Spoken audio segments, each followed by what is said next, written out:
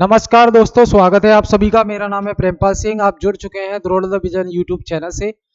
आज जो हम डिस्कस करने वाले हैं वो बजट के कुछ इंपॉर्टेंट पॉइंट्स हम डिस्कस करने वाले हैं। जो भी हाइलाइट्स हैं बजट की वो डिस्कस करने वाले हैं। बजट हम पहले भी डिस्कस कर चुके हैं क्लास में, लेकिन अभी फिर से डिस्कस कर रहे हैं क्योंकि ये आपके जनवरी और फरवरी में जो एग्जाम है, जनवरी में जो खासकर एग्जाम है, तो उनमें इस बजट से प्रश्न आएंगे। उसके बाद तो फिर फरवरी में नया बजट आएगा, तो उस समय डिस्कस करेंगे। ठीक है, तो ये इस साल वाला जो बजट है 2024-25 का, उसके बारे में हम डिस्कस करने वाले हैं। समझेंगे ध्यान से, और जो याद रखने वाली चीजें हैं, जो आपको मेमोराइज करनी है, याद करनी है, उनको मैं हाईलाइट करता जाऊंगा, तो उनको खासकर आपको याद रखना है। ठीक है, अब देखिए, बजट है आपका, और इसका जो लक्ष्य क्या है, इसका लक्ष्य क्या है? विकसित भारत। विकसित भारत के हमारे लक्ष्य का रोड मैप सबसे पहला बजट में दिया है, जो 2024-25 का है। विकसित भारत के लिए हमारे लक्ष्य का रोड मैप। अब 4 मुख्य जातियों पर ध्यान दिया गया है। 4 मुख्य जातियों पर ध्यान दिया गया है। वो जातियां, मुख्य जातियां कौन सी हैं? तो यहां देखेंगे आप, बिल्कुल ये याद रख लेने हैं। अभी हाल ही में एग्जाम हुआ था, उसमें भी पूछा गया है, ये याद रखना है आपको। तो 4 जो मुख्य जातियां हैं, 4 जो मुख्य जातियां हैं जिन पे फोकस किया गया है, वो है गरीब यानी कि पुअर, और महिलाएं यानी कि विमेन, और युवा यानी कि नौजवान लोग, और अन्नदाता यानी कि फार्मर। अन्नदाता यानी कि फार्मर्स। ठीक, इन 4 को फोकस करते हुए, इन 4 पर ध्यान केंद्रित करते हुए ये बजट तैयार किया गया। क्या समझ आई? तो ये जो 2024-25 का बजट है वो किस पे फोकस कर रहा है? किस पे फोकस कर रहा है, ये सवाल पूछा जा सकता है। किस पे फोकस कर रहा है? तो गरीब व्यक्ति पर फोकस कर रहा है, महिलाओं पर फोकस कर रहा है, युवाओं पर फोकस कर रहा है, और अन्नदाता यानी कि फार्मर्स पर फोकस कर रहा है। ये 4 पॉइंट आपको याद रखने हैं, क्योंकि सवाल पूछा जा सकता है कि 2024-25 में जो विकसित भारत का लक्ष्य रखा है, उसमें कौन सी कैटेगरी शामिल नहीं है। तो ये 4 दिए हुए हैं, इन 4 में से ये चारों शामिल है। इनके अलावा कोई और आएगा तो वो शामिल नहीं होगा, तो आंसर आपका वो हो जाएगा। ठीक है, याद रखेंगे, बिल्कुल याद रखेंगे आप। ठीक, क्लियर? अब देखिए, यहां बजट के मुख्य विषय क्या है। बजट के मुख्य विषय देख लीजिए। बजट के जो मेन सब्जेक्ट है, मुख्य विषय हैं, वो क्या है? पहला है रोजगार, यानी कि एम्प्लॉयमेंट देना है। बजट 2024-25 का जो लक्ष्य है वो क्या? एम्प्लॉयमेंट। और आपको पता ही है कितना स्ट्रगल चल रहा है एम्प्लॉयमेंट के लिए, है ना? तो ज्वलित मुद्दा है ये, तो इसे बजट में भी शामिल किया गया। ठीक है, अभी देखेंगे हम आगे क्या क्या प्रयास किए जाएंगे इन सब के लिए। तो पहला जो मुख्य विषय है वो रोजगार है, जिसको लेकर काम करेंगे, है ना?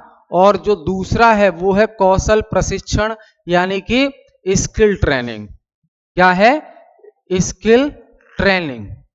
Skill training. ठीक, और ये आपका हो गया एम्प्लॉयमेंट। तो एम्प्लॉयमेंट और स्किल ट्रेनिंग, ये टर्मिनोलॉजी है। देखो, ये शॉर्ट में ये टर्मिनोलॉजी आपको नोट करनी है और याद रखनी है। तीसरा जो मुख्य विषय है मेन, वो है MSME, micro small and medium enterprises. क्या?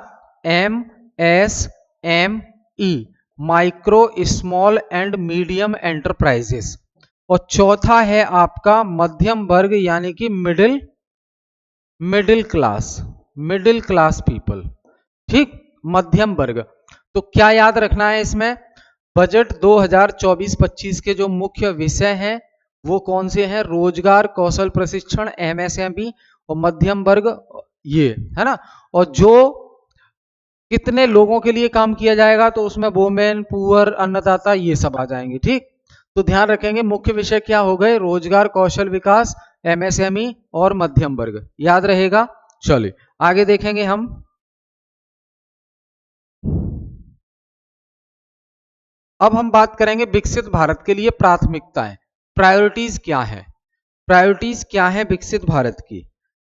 किनको प्रायोरिटी में रखा गया है? विकसित भारत की प्रायोरिटीज क्या है, प्राथमिकताएं। काम तो सबके लिए करना है, हर चीज में काम करना है, लेकिन प्राथमिकता में किसे रखना है, प्रायोरिटीज में किसे रखना है। तो पहला है इसमें कृषि। कृषि में उत्पादकता और अनुकूलनीयता।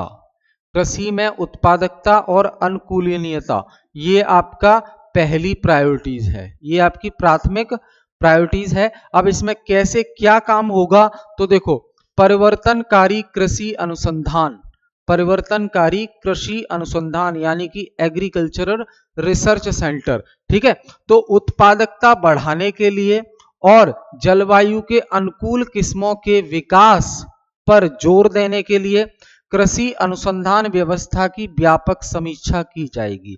जो एग्रीकल्चरल रिसर्च है, कृषि से संबंधित जो अनुसंधान होते हैं, रिसर्च होती है, उस पर जोर दिया जाएगा, उसकी समीक्षा की जाएगी, जिससे उत्पादकता बढ़े, कृषि में ज्यादा से ज्यादा प्रोडक्टिविटी बढ़े किसानों की, है ना।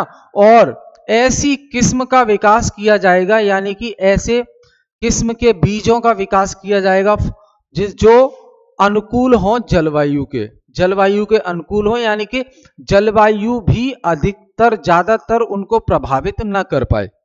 कई बार हम देखते हैं कि फसल तो बहुत अच्छी हो गई, लेकिन जलवायु की वजह से और ये जो है फसल बर्बाद हो जाती है, तो किसानों का लॉस हो जाता है। हालांकि सरकार किसानों के लिए बीमा योजना भी चला रही है ना, बीमा सुरक्षा योजना भी चला रही है। और आपका एमएसएमई भी, sorry, minimum support price, minimum support price MSP भी निर्धारित कर देती है सरकार, एमएसपी भी निर्धारित कर देती है सरकार, जिससे किसान निश्चिंत हो जाते हैं। एमएसपी क्या होता है, एमएसपी मतलब न्यूनतम समर्थन मूल्य, मिनिमम सपोर्ट प्राइस। तो जो फसलें बोई जाती हैं उनसे पहले ही सरकार उन फसलों की कीमत डिसाइड कर देती है कि फसल होने के बाद किसान सरकार को उस कीमत पर वो फसल बेच सकते हैं, जिससे क्या होता है, सरकार एमएसपी पहले से ही निर्धारित कर देती है, तो किसान जो है एकदम सुनिश्चित हो जाते हैं कि हाँ भाई, बाजार में भाव कितना भी सस्ता हो जाए लेकिन हमें इतने दाम जरूर मिल जाएंगे, तो वो अपना हिसाब लगा के चलते हैं कि इतना पैसा आ ही जाएगा। क्लियर, ध्यान रखेंगे ये। कृषि में अनुसंधान को बढ़ावा, क्योंकि पहली प्राथमिकता है कृषि में उत्पादकता लाना है और अनुकूलनीयता लाना है, यानी कि जलवायु के अनुकूल। तो उसके लिए पहला काम हो गया परिवर्तनकारी कृषि अनुसंधान, ठीक है, परिवर्तनकारी कृषि अनुसंधान।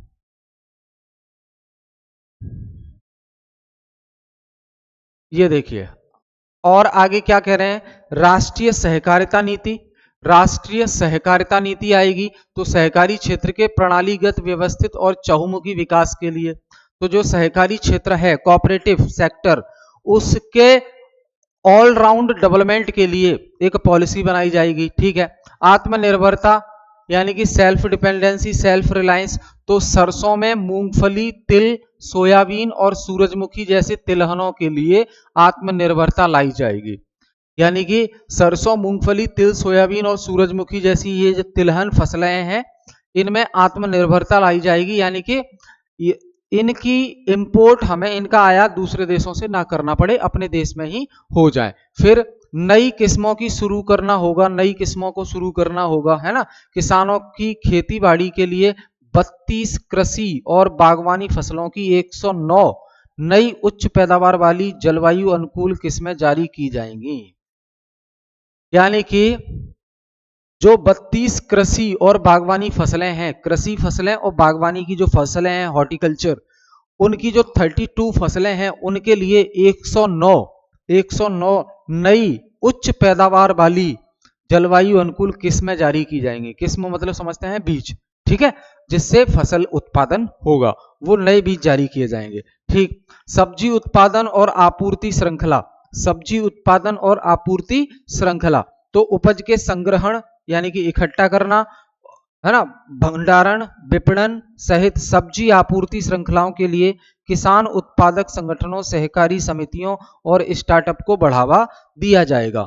तो ध्यान रखिएगा, सब्जी उत्पादन और आपूर्ति श्रृंखला, यानी कि जो सब्जी उत्पादन होगा और आपूर्ति श्रृंखला यानी कि सप्लाई चेन, एक सब्जी को दूसरी जगह कैसे पहुंचाया जाए, कम समय में पहुंचा जाए, तो उसके लिए जो है काम किया जाएगा। सब्जी हो गई है ज्यादा तो उसको स्टोर कैसे करके रखा जाए जिससे वो खराब ना हो, है ना। और उसकी मार्केटिंग कैसे की जाए, उसकी मार्केटिंग कैसे की जाए बेचने के लिए, ठीक। और नए नए स्टार्टअप को बढ़ावा दिया जाएगा, नए नए बिजनेसमैन को बढ़ावा दिया जाएगा इस काम को आगे बढ़ाने के लिए। ये ध्यान रखेंगे आप, ठीक है भाई। चलो आगे देखिए।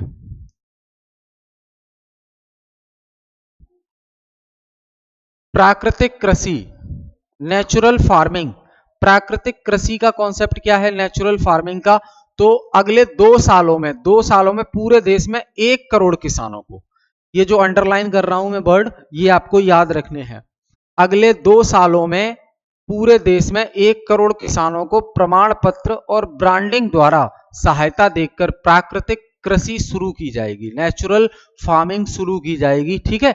और ध्यान रखना, झींगा उत्पादन और निर्यात, झींगा उत्पादन और उसका निर्यात, तो झींगा खेती प्रसंस्करण यानी कि प्रोसेसिंग, निर्यात के लिए एक्सपोर्ट के लिए नाबार्ड के माध्यम से, NABARD national bank of agriculture and rural development, NABARD के माध्यम से फाइनेंस की सुविधा मुहैया कराई जाएगी। यानी कि झींगा उत्पादन करने के लिए और एक्सपोर्ट करने के लिए पैसे की आवश्यकता होगी, तो वो पैसा कहां से दिया जाएगा? किसानों को और व्यापारियों को नाबार्ड के माध्यम से वो पैसा मिलेगा उनको मदद के लिए कम ब्याज पे, ठीक है। डिजिटल सार्वजनिक अवसंरचना यानी कि डीपीआई, डिजिटल पब्लिक इंफ्रास्ट्रक्चर, तो 3 वर्षों में, आने वाले 3 सालों में किसानों और उनकी जमीन को शामिल करने के लिए डीपीआई लाया जाएगा और 400 जिलों में डिजिटल फसल सर्वेक्षण होगा। 400 डिस्ट्रिक्ट, 400 जिलों में डिजिटल फसल सर्वेक्षण होगा, ये ध्यान रखना। और जन समर्थ आधारित किसान क्रेडिट कार्ड जारी किए जाएंगे, इसको बोलेंगे केसीसी, केसीसी यानी कि किसान क्रेडिट कार्ड जारी किए जाएंगे, जिससे उनको कम ब्याज पर पैसा भी मुहैया कराया जाएगा उनकी इमरजेंसी में जरूरत को पूरा करने के लिए, ठीक है। याद रखेंगे, ये भूलना नहीं है। अगली जो हम देखें, अगली देखिए, विकसित भारत के लिए प्राथमिकताएं, विकसित भारत के लिए प्राथमिकताएं, ये दूसरी प्राथमिकता है। पहली कृषि से संबंधित हो गई और दूसरी है विकसित भारत के लिए प्राथमिकताएं। तो यहां पे ध्यान देना, रोजगार और कौशल प्रशिक्षण, ये विकसित भारत की प्राथमिकता रहेगी। अब पीएम पैकेज नाम से कई योजनाएं शुरू की जाएंगी, कितनी? 3। पीएम पैकेज के नाम से 3 योजनाएं शुरू की जाएंगी। अब यहां वो योजनाएं कौन सी हैं, वो योजनाएं आपको ध्यान रखनी है, वो योजनाएं कौन सी हैं वो ध्यान रखिए। ये देखो, योजना पहली बार रोजगार प्राप्त करने वाले, पहली बार रोजगार प्राप्त करने वाले जो व्यक्ति हैं, यानी कि जिन्हें पहली बार नौकरी मिल रही है, तो सभी औपचारिक क्षेत्रों में पहली बार रोजगार प्राप्त करने वालों को 3 किस्तों में 15,000 रुपए तक 1 माह का वेतन दिया जाएगा।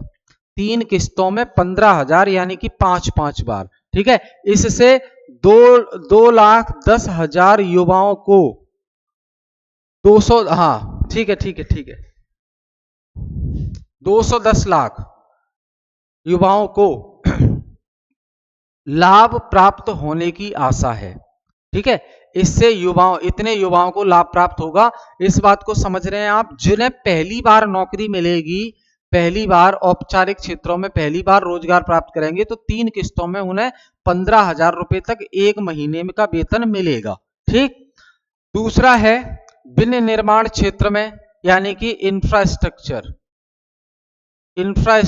क्षेत्र में, तो पहली बार रोजगार प्राप्त करने वालों से संबंधित है ये। पहले 4 वर्षों में अंशदान के लिए विशिष्ट पैमाने पर ईपीएफओ अंशदान के लिए कर्मचारियों और नियोक्ताओं दोनों को प्रोत्साहन मिलेगा। इससे 30 लाख युवाओं को लाभ प्राप्त होने की उम्मीद है। वहीं अगली योजना होगी इसमें, जिसमें 2 सालों तक 3,000 रुपए हर महीने दिया जाएगा, 2 सालों तक हर महीने 3,000 रुपए दिया जाएगा। इससे 50 लाख नौकरियां सृजित होंगी, नए 50 लाख रोजगार सामने आएंगे, ठीक है।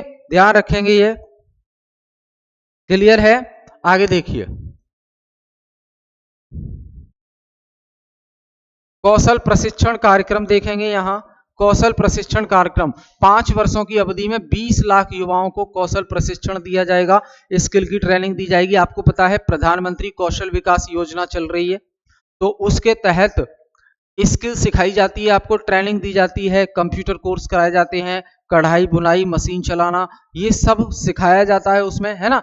तो 5 सालों की अवधि में, आने वाले 5 सालों में 20 लाख युवाओं को स्किल ट्रेनिंग दी जाएगी, जिससे उनके हाथ में कोई स्किल हो तो उन्हें दूसरे के यहाँ नौकरी के लिए ना जाना पड़े, वो खुद काम उन्हें आता हो तो वो खुद स्टार्ट कर लें काम, इस लायक उनको बनाया जाएगा, स्किल सिखाई जाएगी, कौशल सिखाया जाएगा। ठीक है, क्लियर। इसमें ये चीज याद रखनी है आपको, ज्यादा याद नहीं रखना, इतनी चीज याद रखनी है आपको, ठीक है ना। उसके बाद देखिए तीसरी जो प्राथमिकता है बजट की जो तीसरी प्राथमिकता है इसकी, वो है आपकी मानव संसाधन, समावेशी मानव संसाधन विकास और सामाजिक न्याय, यानी कि inclusive human resource development, inclusive human resource development, human resource development, है ना, और सामाजिक न्याय, सोशल जस्टिस, ये अगली प्राथमिकता है बजट 2024-25 की। ठीक है, अब इसमें क्या कहा जा रहा है, इसमें क्या कह रहे हैं वो, तो इसमें कह रहे हैं देखो, पूर्वोदय, विकास भी, विरासत भी। यहां पे देखें आप तो इसमें बिहार, झारखंड, पश्चिम बंगाल और आंध्र प्रदेश शामिल है। इसमें कौन कौन शामिल है इस विकास की घड़ी में, तो वो है बिहार, झारखंड, पश्चिम बंगाल और आंध्र प्रदेश शामिल है। गया में एक औद्योगिक नोड का विकास किया जाएगा, गया बिहार में है, वहां एक औद्योगिक नोड का विकास किया जाएगा। साथ ही साथ अमृतसर कोलकाता औद्योगिक कॉरिडोर बनाया जाएगा, अमृतसर इंडस्ट्रियल कॉरिडोर और कैलकाटा इंडस्ट्रियल कॉरिडोर बनाया जाएगा। ठीक, इसके अलावा महिलाओं और बालिकाओं को 3 लाख करोड़ रुपए से अधिक आवंटन किए जाएंगे, महिलाओं और बालिकाओं को 3 लाख करोड़ रुपए डिस्ट्रीब्यूट किए जाएंगे, आवंटित किए जाएंगे सभी को मिला के, इस जिससे उनको लाभ मिले। प्रधानमंत्री जनजातीय उन्नत ग्राम अभियान, ये योजना है प्रधानमंत्री जी की, है ना, जो झारखंड में शुरू की उन्होंने, तो प्रधानमंत्री जनजातीय उन्नत ग्राम अभियान, तो 63,000 गांवों को कवर करती है ये, आदिवासी समुदायों के जो गांव है ना, और इससे क्या होगा, आदिवासी समुदाय के जो गांव है तो वहां पे जो लोग रह रहे हैं उनकी सामाजिक और आर्थिक स्थिति में सुधार करेंगे। इससे 5 करोड़ जनजातीय लोगों को लाभ मिलेगा, इससे 5 करोड़ जनजातीय लोगों को लाभ मिलेगा। आपको याद क्या रखना है स्कीम, प्रधानमंत्री जनजातीय उन्नत ग्राम अभियान, प्रधानमंत्री जनजातीय उन्नत ग्राम अभियान ये स्कीम है। सवाल आपसे पूछा जा सकता है कि प्रधानमंत्री जनजातीय उन्नत ग्राम अभियान योजना का संबंध किससे है, 4 ऑप्शन, तो ध्यान रखिएगा, ये आदिवासी समुदायों के सामाजिक और आर्थिक स्थिति में सुधार के लिए है, सोशल और इकोनॉमिक सिचुएशन को इंप्रूव करने के लिए है। इससे 5 करोड़ जनजातीय लोगों को लाभ मिलेगा, तो कितने करोड़ जनजातीय लोगों को लाभ मिलेगा, 5 करोड़ जनजातीय लोगों को लाभ मिलेगा, ये याद रखना है, ये सवाल पूछा जाता है ना, ध्यान रखेंगे, ऐसे सवाल पूछे जाते हैं। एक और चीज, पूर्वोत्तर क्षेत्र में India post payment bank, India post payment bank की 100 से अधिक ब्रांचेस ओपन की जाएंगी, 100 से अधिक ब्रांचेस ओपन की जाएंगी इंडिया पोस्ट पेमेंट बैंक। ठीक है, ध्यान रखें, तो सवाल पूछा जा सकता है कि पूर्वोत्तर में निम्नलिखित में से हाल ही में किस बैंक ने अब लगभग 100 ब्रांच खोलने का निर्णय लिया है, तो वो है इंडिया पोस्ट पेमेंट बैंक, ये ध्यान रखना आप पूर्वोत्तर क्षेत्र में। ठीक, इसके बाद हम देखें तो आगे देखिए, यहां पे जो कॉरिडोर है वो याद रखना है आपको, विशाखापट्टनम चेन्नई इंडस्ट्रियल कॉरिडोर और इसके अलावा हैदराबाद बेंगलुरु इंडस्ट्रियल कॉरिडोर।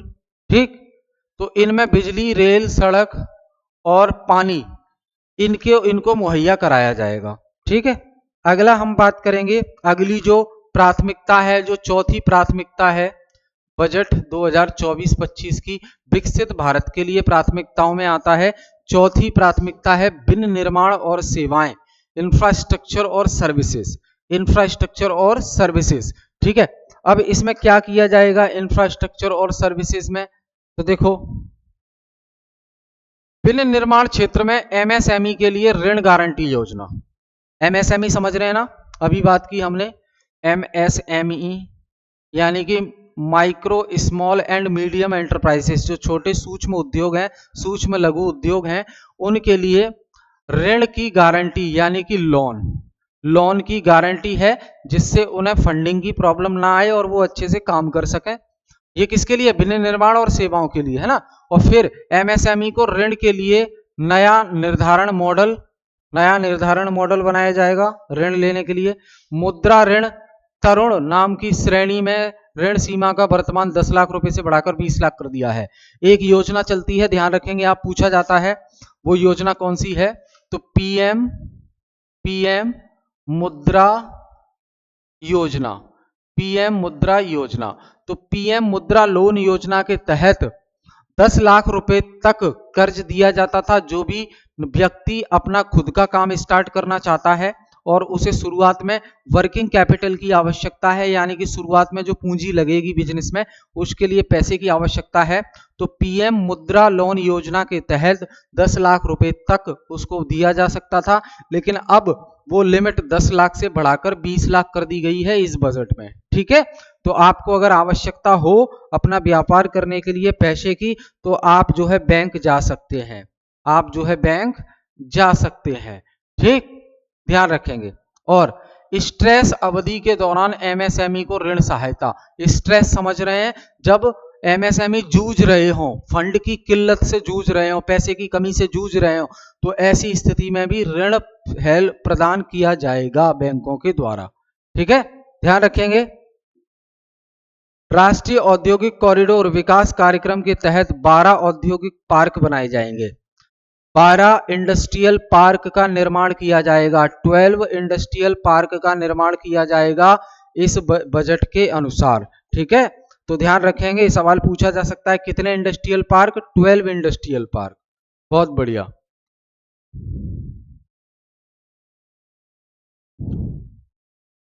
और देखिए यहां देखें इंटर्नशिप के अवसर, ये पीएम पैकेज के तहत है। इंटर्नशिप के अवसर, इंटर्नशिप आप समझते हैं कि काम भी करें हम और हमें पैसा भी मिले, मतलब हम ट्रेनिंग भी लेने जाएं और उसके बदले में हमें पैसा भी दिया जाए। काम करेंगे तो पैसा तो मिलता ही है, लेकिन जब ट्रेनिंग लेने जाते हैं, कुछ सीखने जाते हैं किसी के पास, तो सीखने जाएं तो हमें पैसा देना ना पड़े, सीखने के लिए हमें और पैसा मिल जाए साथ ही साथ, समझ रहे। तो ये इंटर्नशिप अवसर 5 साल की अवधि में 1 करोड़ युवाओं को 500 कंपनियों में इंटर्नशिप के अवसर उपलब्ध कराए जाएंगे।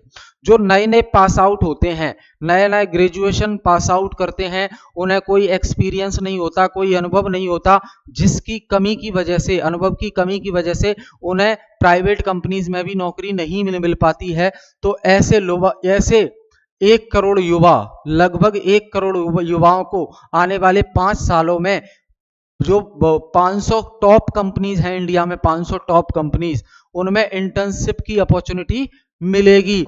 और इसमें क्या है, पैसा भी मिलेगा। इंटर्नशिप का मतलब ही होता है कि हम सीख भी रहे हैं और हमें पैसा भी मिल रहा है। तो सीएसआर निधियों के माध्यम से प्रति माह 5,000 रुपए का भत्ता और 6,000 की एकालिक सहायता, 6,000 एक मुक्त दिए जाएंगे और 5,000 रुपए महीना दिया जाएगा। ये इंटर्नशिप के तहत है कि आपको सिखाया भी जा रहा है काम और साथ साथ पैसे भी दिए जा रहे हैं। फिर जब काम सीख जाओगे फिर तो अपना काम करने लगोगे या उस कंपनी में ही करने लगोगे परमानेंट पोस्ट पर। ठीक है, ध्यान रखेंगे, ये भूलना नहीं है। क्लियर है भाई? देखिए ये चीजें याद रखनी है, पूछी जाएंगी। करंट अफेयर से बहुत सवाल आते हैं और बजट और इकोनॉमिक सर्वे तो ये ऐसे डॉक्यूमेंट हैं जिन्हें आप बिल्कुल भी इग्नोर नहीं कर सकते। शहरी विकास ये 5वीं है आपकी, है ना, शहरी विकास। तो शहरी विकास में देख लो आप, यहां शहरी विकास में देखिए स्टाम्प ड्यूटी को लेकर क्या काम होगा, स्ट्रीट मार्केट, जो रोड पे मार्केट लगती हैं, ट्रांजिट उन्मुख विकास और जल प्रबंधन, वाटर मैनेजमेंट को लेकर क्या काम होगा, ये आते हैं सब शहरी विकास में, शहर का विकास। ठीक, तो स्टाम्प ड्यूटी को लेकर महिलाओं द्वारा खरीदी गई संपत्तियों पर स्टाम्प ड्यूटी को कम करने के लिए राज्यों को प्रोत्साहित करना। तो अगर महिलाओं के नाम पर कोई जमीन खरीदी गई है तो उसमें स्टाम्प ड्यूटी कम लगेगी, स्टैंप ड्यूटी कम लगेगी, इस पे काम हो रहा है। और स्ट्रीट मार्केट, तो चयनित नगरों में 100 साप्ताहिक हाट अथवा स्ट्रीट फूड हब विकसित करने की योजना है। कुछ शहरों को सिलेक्ट किया जाएगा, पूरी इंडिया में कुछ शहरों की लिस्ट बनाई जाएगी। उन शहरों में 100 से अधिक, 100 से अधिक जो वीकली मार्केट होती हैं, वीकली मार्केट लगती है ना, यहाँ दिल्ली में ही देख लो आप, दिल्ली में लगती है ना मंगलवार बाजार, बुध बाजार, सोमवार बाजार, है ना, शुक्र बाजार, तो ऐसे लगते हैं ना। तो ऐसे ही 100 जो है साप्ताहिक हाट यानी कि वीकली बाजार लगाए जाएंगे स्ट्रीट मार्केट के लिए, जिससे जो व्यक्ति रेंट पर शॉप अफोर्ड नहीं कर सकता, दुकान अफोर्ड नहीं कर सकता, वो अपना स्ट्रीट पर, रोड के किनारे जो है अपना कोई काम स्टार्ट कर सकता है और वो कमा सकता है। ठीक। ट्रांजिट उन्मुख विकास, तो 30 लाख से अधिक जनसंख्या वाले 14 बड़े नगरों के लिए ट्रांजिट उन्मुख विकास होगा। ठीक है। और फिर जल प्रबंधन के लिए जल आपूर्ति यानी कि वाटर की सप्लाई, सीवेज ट्रीटमेंट, जो सीवेज है उसका ट्रीटमेंट, और ठोस कचरा प्रबंधन, जो सॉलिड वेस्ट मैनेजमेंट है, ठोस कचरा उसका मैनेजमेंट करना। ठीक है, ये सब इसमें शामिल है। क्लियर। तो इसके माध्यम से 100 बड़े शहरों की को सेवाएं उपलब्ध कराया जाएगा। 100 बड़े शहरों में ये इस पे काम किया जाएगा। ठीक है। और ज्यादा तो जो वेस्ट मैनेजमेंट की प्रॉब्लम तो बहुत होती है, आप देख रहे हैं वेस्ट मैनेजमेंट की अच्छे से ना होने की वजह से क्या होता है, पानी भर जाता है पूरी सिटी में, क्योंकि पानी का निकास सही से नहीं हो पाता है। अब दिल्ली में ही देख लो, 2 घंटे लगातार बारिश हो जाए तो पानी एकदम फुल हो जाता है दिल्ली में। क्यों? क्योंकि ड्रेनेज सिस्टम सही नहीं है ना। ये ड्रेनेज सिस्टम अगर सही होगा, प्रॉपर पानी का निकास होगा, तो पानी रुकेगा ही नहीं। समझ रहे। फिर है आवास संबंधी आवश्यकताएं। यहां देखें, पीएम आवास योजना शहरी 2.0, इस योजना का नाम रखें, याद रखेंगे, बहुत पूछी जाती है। पीएम आवास योजना शहरी 2.0, पीएम आवास योजना शहरी 2.0। ठीक है। इसमें क्या है, 10 लाख करोड़ रुपए का निवेश करके 1 करोड़ शहरी गरीबों तथा मध्य वर्गों की आवश्यकताएं पूरी होंगी, यानी कि घर दिया जाएगा। क्या दिया जाएगा? घर मिलेगा, घर दिया जाएगा। 10 लाख करोड़ का निवेश, इसमें कितना पैसा खर्च होगा? 10 लाख करोड़, 10 लाख करोड़ रुपए खर्च होंगे। इससे क्या होगा, 1 करोड़ जो शहर में रहने वाले गरीब और मिडिल क्लास के लोग हैं, लगभग 1 करोड़, उनको ये फायदा पहुंचाया जाएगा। पीएम आवास योजना है ना। पीएम आवास योजना जो पहली चली थी, फर्स्ट वाली, ये 2.0 है, पहली वाली चली, तो वो भी चल रही है। तो उसके अकॉर्डिंग क्या है, अगर आप खुद का प्लॉट लेते हैं, फ्लैट लेते हैं, तो सरकार पीएम आवास योजना के तहत लगभग 2.5 लाख के आसपास की सब्सिडी आपको देती है, यानी कि 2.5 लाख रुपए आपको देती है, जिससे आपकी मदद हो जाती है ना। तो मान लीजिए आपका फ्लैट अगर 20 लाख का पड़ रहा है ना, नॉर्मली छोटा 1 BHK 20 लाख का पड़ रहा है, तो 2.5 लाख तक मदद सरकार कर देगी। और अगर आप सरकार के द्वारा बनाए हुए घरों को लेना चाहते हैं, वो थोड़े आउट में होते हैं शहर से, है ना, तो वहां पे फ्री में मिलेगा घर। समझ गए। तो ये ध्यान रखना है आपको, पीएम आवास योजना को भूलना नहीं है भाई, पीएम आवास योजना को नहीं भूलना है।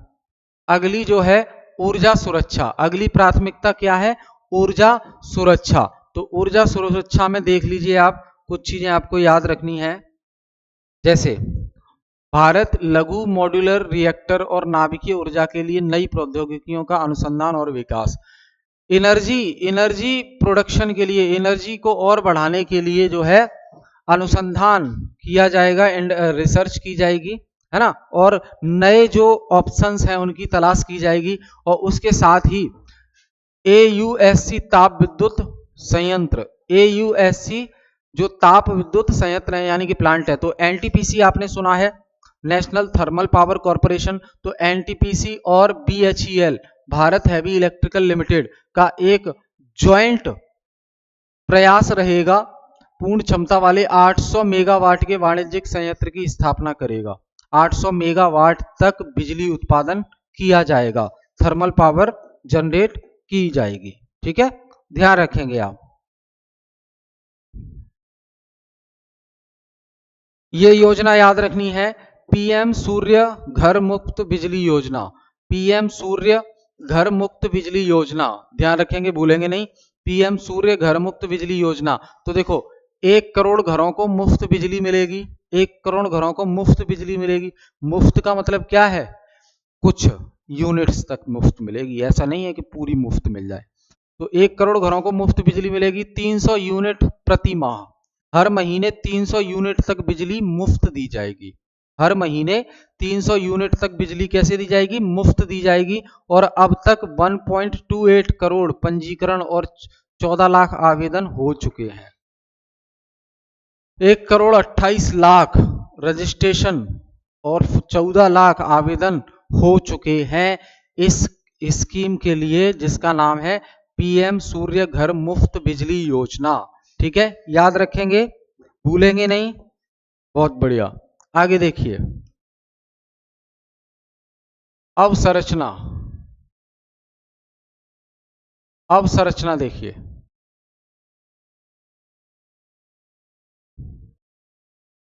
यहां देखें, अवसंरचना के लिए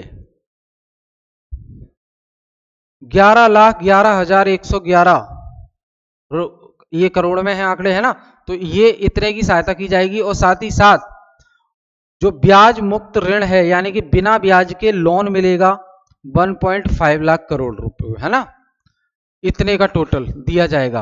और 25,000 ग्रामीण बसावटों को 12 मासी सड़क संपर्क उपलब्ध कराने के लिए PNGSY के चरण 4 की शुरुआत की जाएगी सड़क के लिए। ये इंफ्रास्ट्रक्चर से संबंधित है, तो इंफ्रास्ट्रक्चर अवेलेबल कराया जाएगा जो जरूरत है, जिसके बिना काम नहीं चलेगा।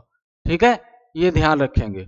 सिंचाई एवं बाढ़ उपशमन, सिंचाई एवं बाढ़ उपशमन, तो कोसी मैची अंतरराज्यीय लिंक और 20 अन्य चालू नई स्कीमों जैसी परियोजनाओं के लिए 11,500 करोड़ रुपए की अनुमानित लागत की सहायता की जाएगी। असम, सिक्किम और उत्तराखंड में बाढ़ प्रबंधन परियोजनाओं के लिए सहायता की जाएगी। अब यहाँ पे जो बाढ़ आती है असम, सिक्किम और उत्तराखंड में, तो उसके लिए बाढ़ प्रबंधन के लिए काम, है ना। और हिमाचल प्रदेश में पुनर्निर्माण और पुनर्वास के लिए सहायता। ठीक है भाई, तो ये याद रखना है आपको। आगे हम बात करें,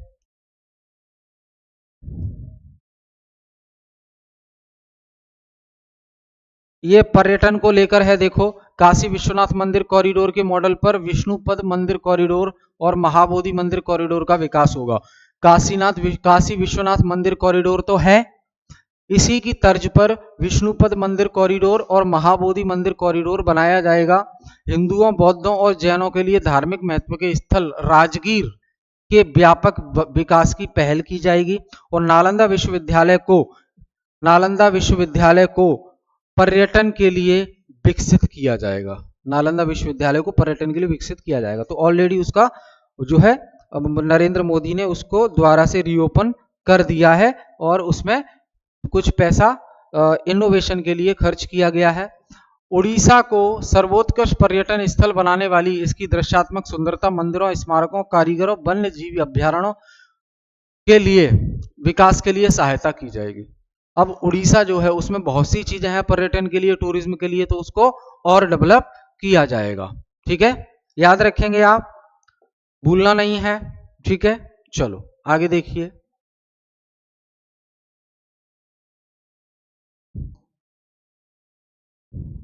अगली पीढ़ी के सुधार, अगली पीढ़ी के सुधार। ठीक है, तो ये इस क्लास में हम इतना ही डिस्कस करते हैं, फिर नेक्स्ट क्लास में मिलेंगे, इससे आगे कंटिन्यू करते हैं। ठीक है, तो बहुत बहुत धन्यवाद आप सभी का।